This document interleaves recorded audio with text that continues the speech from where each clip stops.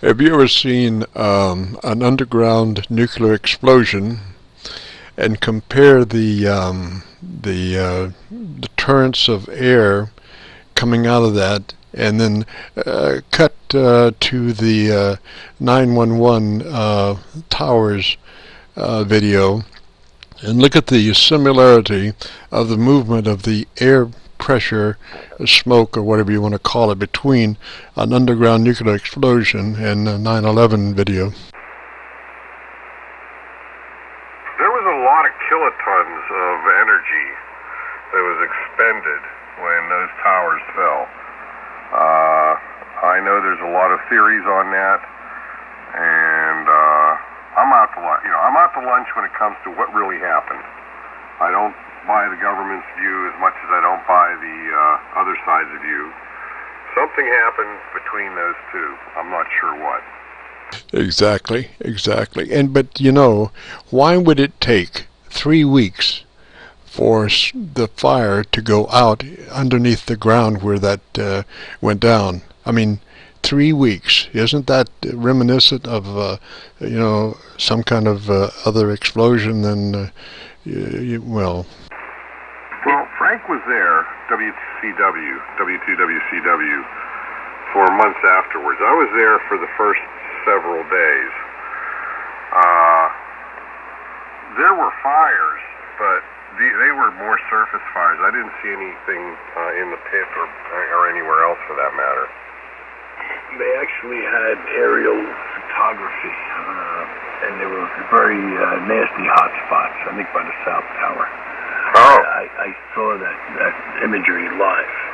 That was underground, Roger. But it wasn't nuclear. So basically, Mike, what you're saying is that this was, because you didn't see it from the surface. There may have been heat being generated, but you didn't see it from the surface. And one of those thermal cameras could pick that up. Thousands of degrees, unbelievably hot. Okay, and that's why Frank even said that he didn't see it either, because it wasn't visible from the surface.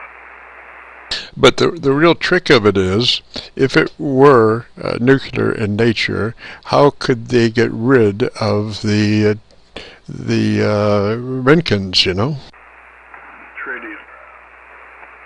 Well, when we went in, we were told we were not allowed to bring cameras or a bunch of other things that we might have wanted to bring. We brought ourselves, period, and the equipment that we were going to scan the rubble with, and that was it. And what capacity were you in when you were there? I was an engineer for Lucent at the time, and they sent in a team along with Motorola to basically scan the rubble to see if there were pockets where people might be alive, where we could we could read their phones. If they had a phone with them, we could see it with the high gain antennas and everything that we had. In fact, we went through several hours of that, working out the details of how much concrete we could penetrate with the ability to scan and the scan field, so that we would know exactly how to do it when we got there. Put a grid together and then just methodically go through the whole thing.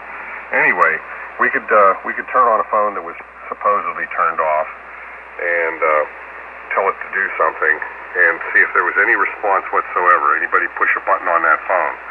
If we got any response back, it was like there's somebody live down there, and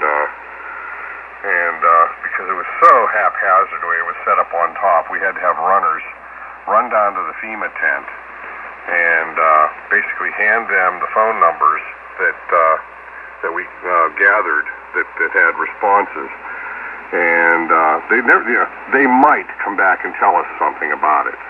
Might. Most of what we got were, no, that's a fireman, but anything else we didn't.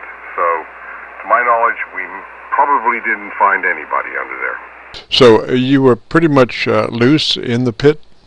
I'm sorry? You haven't lived until you've seen the 100-something-foot steel spire come down in powder and dust in front of your very eyes. So Jim, you were loose in the pit area there? Okay, do you know where they did that Iwo Jima thing, where they had the firemen put up the flag? Yeah, Roger.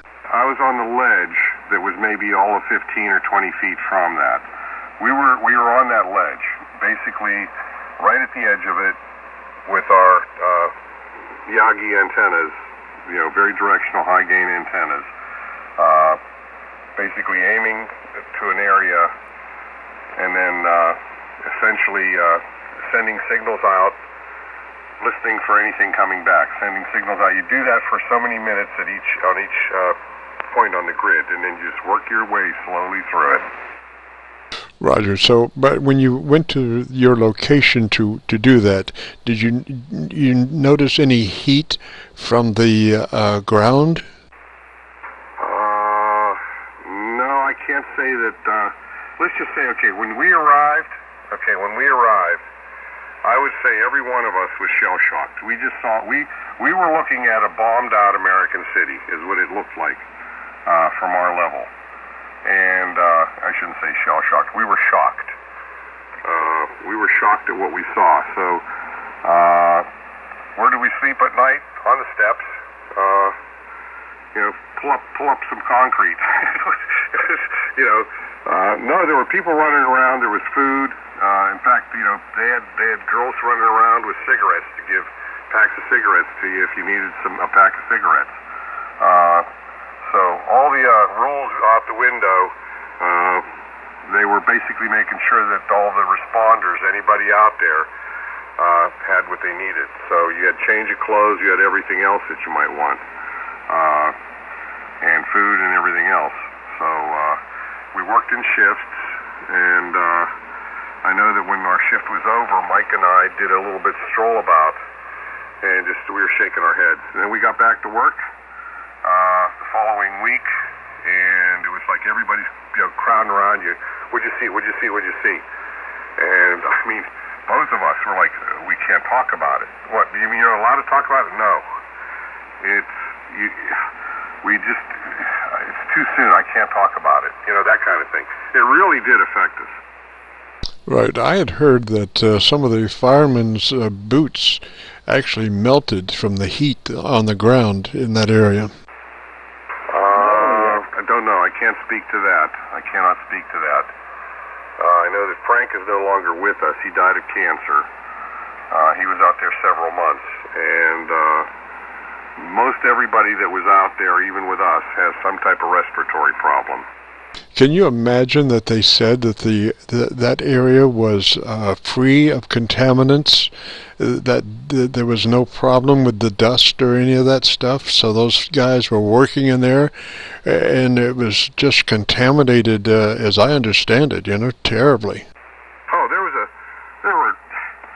as you started riding in several blocks away, there was just a coating, like snow or something, several inches deep of dust. So as you're riding in, this stuff was everywhere. And they handed us masks and stuff to put on, which you put on. But, I don't know. Like I said, Frank, a couple, 3 years, 4 years, I don't know when he died, but it was a bit later, but it was of cancer. And most of everybody that was there for that period has some type of respiratory problem now. W3JMD. KC9VKV. Just out of curiosity, you were using 4 or 5 element Yagis on what frequency, and how are you aiming them? We put them on tripods that were basically graduated with like degree markings, and these were very high gain antennas, probably about 15-20 elements. 800 megahertz, 8900, 1800 megahertz, 2.2 gigahertz. So it was on 3 bands. We were transmitting simultaneously. We stacked the Yagis, and we had 3 racks of equipment that would communicate, so that we could communicate with any type of, whether it's CDMA or TDMA or anything else for that matter, underneath there. And you were basically trying to ping the cell phones? Roger. And even if the cell phone was turned off, it still had a little bit of life in it. And we could turn it on. And so the first thing you do is you send out a set of commands, turn on, turn on, turn on. these frequencies, and then you listen, and if you get any type of anything back, you start sending out other commands like ring the phone, because usually there's enough juice left in the battery that you can ring the phone. And then if we saw any response whatsoever, where they pushed a button, anything on their phone, anything got pushed, we saw that. And then right away that number was logged. Well, actually that number was logged as soon as it was seen, and the runner was ready, and everything in that grid was sent back. We knew the relative depth based on the attenuation that the signal would give us when we got it back. W3JMD. I'll be right back.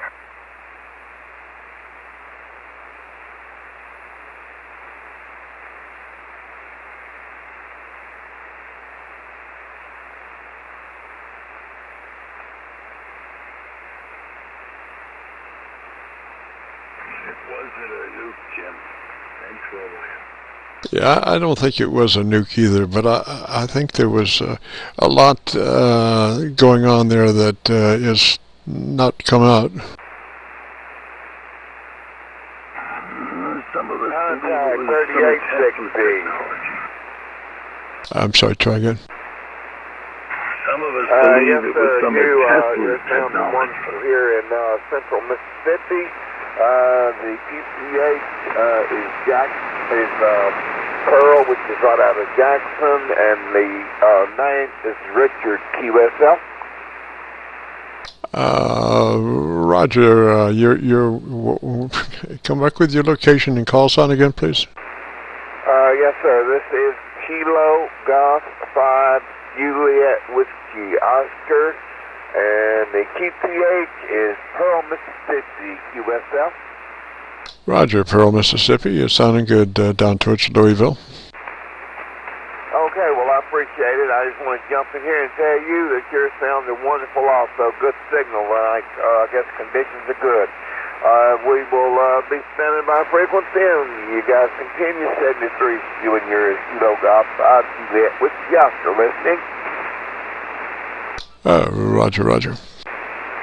I can hear them up here, KG5, JWO. This is W3JMD.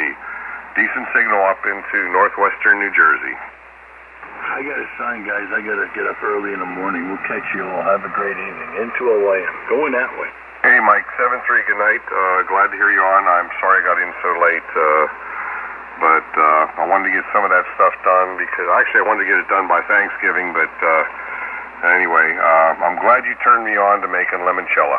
That is a wonderful substance to hand out to people for Christmas. W3JMD. 3 is Mike. Have a good evening, sir. See you tomorrow. Get plenty of rest. You'll probably need it. KC9VKV.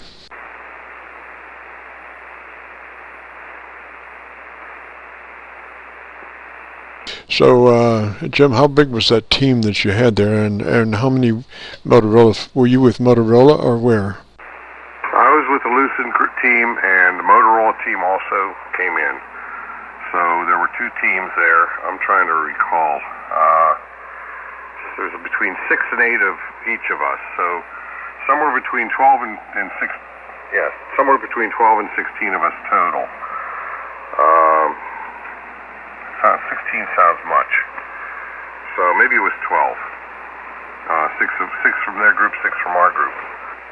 Roger, roger. And were you both running analog and digital, or one running analog and the other running digital, or how's that?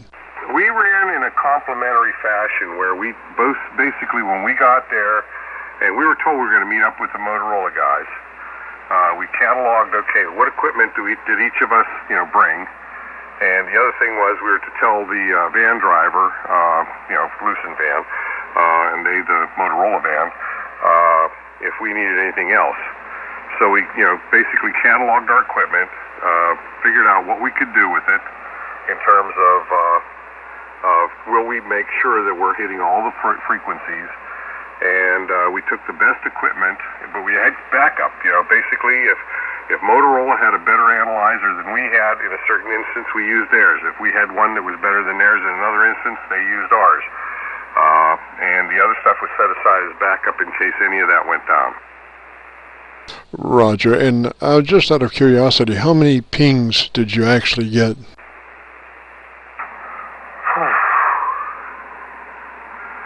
Something on the order of 4 to 6, and it turned out that they were the firemen that were, in the underground cavern areas, if you will, looking to see if there was anybody down there. Oh, I see. Okay, so they were actually working alive and working folks with their cell phones. Roger. And I'll tell you what, if there were others, no, I don't recall anything, but it was a worthwhile exercise, and what precipitated all of this was a hoax call that occurred the very first day. Oh, really? A woman called and said that her husband was trapped under the rubble between two cars, and that, he needed help right away, but he was trapped. There was rubble all over, the cars, and he was buried, essentially, but there, and she got a call from him. That call, that hoax call, because that wasn't real, that she was just making something up, that hoax call got people thinking, and both Motorola and Lucent put the whole thing in action. Roger that. Well, there were reports of people that jumped off the buildings there up on the upper floors because of the intense heat. And there were some calls that were recorded that talked about the heat, tremendous heat. And I'm just wondering if there were any cell phones, could they survive that kind of heat? I don't know that they would survive once, because basically they would have been crushed in that whole pancaking situation that took place. We were hoping that we might be able to find some survivors. We were hoping that might be the case. So they now set up, well, at that point in time, we were to give lessons learned, so we had to write reports. And then they basically had us on a panel for, the Wireless Emergency Response Team worked. And both Motorola and Lucent had us, basically put whatever it was that we learned together so that they could have, if something of a similar nature needed attended to with this kind of a thing, that they could respond immediately and have something in place and know who to pick. So apparently both, Motorola's got a new name now for most of this stuff. Lucent supposedly would have a group of engineers always pre-picked, ready, in case something like this should happen. Roger. And I imagine communications, cell phone communications, was in a very large disarray because those towers did carry a lot of cell phone transmissions. Yeah, I know. We brought in some cows. Okay, you're going to go, cows? Yeah, we brought in cows, and that was right away. That's cells on wheels, cell sites on wheels. Essentially, it's a cell site with a telescoping mast tower that would go up 50, 100 feet. That would come in on a trailer, and then basically you just park the trailer, set it up level, and the antenna comes up, and then it goes up basically mechanically. It's all essentially part of the automation of it, and then the cell site goes online. So we brought in those among other things too. Roger. I know, cell phone folks usually have systems that offer tremendous amounts of lines, like down in Bristol, Tennessee at that speedway down there.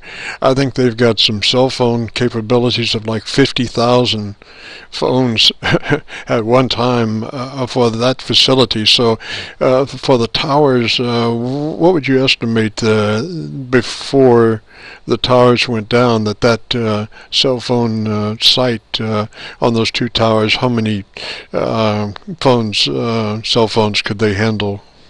Oh, honestly, Jim, I have no idea, and that's I'm brutally honest. I don't know. If I were to throw anything out, it would be a wild-ass guess. Not even a scientific one. It would just be a plain, flat, wild-ass guess. So I'll not venture there. Oh, Roger, Roger. Okay, then the cows. How many cows did they bring in? We brought in 3 or 4. I don't know if Motorola brought in any or how many. And how many carriers how many phone... Now I got to think of how many carriers. There were 3 carriers. They probably only handled about 100 each, maybe a little more. Roger that. I was just curious how devastating that area was or could have been for cell phone communications without those cell phone sites operating in the towers. Okay, but see, back then, the density, the circuit density and everything else is much greater now in terms of what you can pack, among other things. So the cell site back then did not carry near as many calls as one today would. Roger. Now, just on a secondary thought there, did you notice anything about what was happening as far as cleaning the area up? I mean, a lot of that metal immediately developed rust, as I understand it, in like a couple of days. Did you notice that? See, now, I'm trying to go back in my memory. I can't say I did, I can't say either way on that, unfortunately. Because now we're looking at 16 years ago, and the one thing I know that Mike and I talked about this afterwards several times. We wanted to forget about it. It was like this was not something we enjoyed at all, which is why we found it very difficult to talk to others in our group about, and so it was like something we wanted to put out of our heads as quickly as possible because of the shock that we all felt. Lucen even had like, well, we'll have counselors and you can do this and you can do that. And I asked Mike, are you going to a counselor? He's like, no. I said, I'm not going to a counselor either. I said, we'll work it out. Was Mike with you on site? Mike was actually a manager. I was a lowly engineer. I was a highly placed engineer there. Mike was one of the managers, but he was damn good in RF. And so they had a bunch of RF specialists, and then they had me, MacGyver, that could basically make things work if it came down to it, which is what? My ham radio background. Roger, Roger. Well, have you had any adverse health reactions to that situation? It's hard to say. I know my blood pressure after that started to slowly but surely climb. Roger, but no, no problems breathing or any of that? I wouldn't know, because I smoke, okay? I smoke cigarettes, so I wouldn't know that I could blame it on that or not. Roger. Well, I think all in all, you were probably very lucky to have. How soon did you get into the pit area after 9/11? Very next day, actually. When was it? I think we arrived there shortly after lunch. KC9VKV. So there was stuff smoldering. Do you remember that, or did you see that? There was well, yeah. I don't want to. Yes, there were particles. There was a heavy particle. Yeah, there were heavy. It was heavy in particles, dust-like thing in the area. Yes. Roger, Roger. Well, really, just thank you for your work there, man. I mean, that was, one of those lifetime experiences, I imagine. Yeah, I'd forgotten about it. I had totally forgot about it until like somebody brought up all that heat and stuff. Then I remembered Frank, and it was like, oh yeah, I was there. That's right. But yeah, it's not like something I generally. Normally, I don't really go into it. Yeah, roger that. Did you have special wearing apparel? No, I wore my jeans and regular shirt. In fact, we were all thinking, how long were we didn't even know how long we were going to be there. We didn't realize we were going to be there several days. We just slept in our clothes, and it's like pull up a piece of grass or something. You could go over to one of the they had a place where you get blankets, and you could throw a blanket on the ground, and there are people sleeping during the day, there are people sleeping during the night, because everybody worked in shifts. Roger. And did you have masks, oxygen masks? No, we had those little white things with the rubber bands on them that you kind of pinch around your nose, and then it's just a simple mask. Nothing special.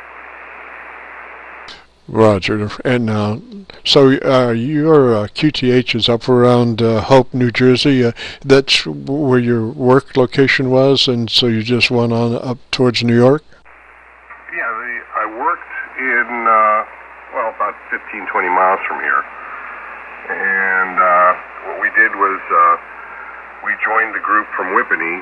I was in Mount Olive at the time, Mount Olive, and then there was a group of guys. I think, who was it? I guess it was just Mike and I from Whippany, or from Mount Olive. And then the other four guys were from Whippany. And we loaded into the van in Whippany and took off. And I remember when we got back, because we were told where to park. And where we were parked, and when we got back, which was late, I don't remember which night it was, our cars were locked in. We almost had to break out. So were you staying up by the towers, or were you coming home each night? No, we stayed there. We slept there, basically for several nights, several days. I think it was Thursday or Friday, one of those two, when we came back. And it was late at night, and the place was closed. We finally got it. We found a guard. I don't know. I guess Mike found a guard. We both went out searching for a guard to unlock the gate so that we could get our cars out. Oh, Roger. And so you found a guard, and he had they had a chain link fence or keys or what? Yeah, it was like that. Key to unlock the chain around the chain link thing that was blocking the driveway or the way out. And he was like, 30,000 questions. Why are you guys on and on? And it's like, and we're trying to explain to who we are, show them our badges, all that. Finally, it's like, okay, I guess he radioed it in and was like, yeah, let them out. They need to go home.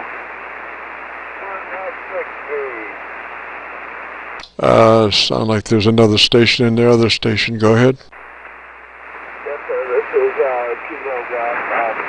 With youngster, just want to let you know you guys are sounding really good here. And Central Mississippi, but we're going to back out for the night. It's almost 1 o'clock, and try to get a little rest here. So 73 each and every one of you. You both sound good, and hope I sound half as good as you two guys do.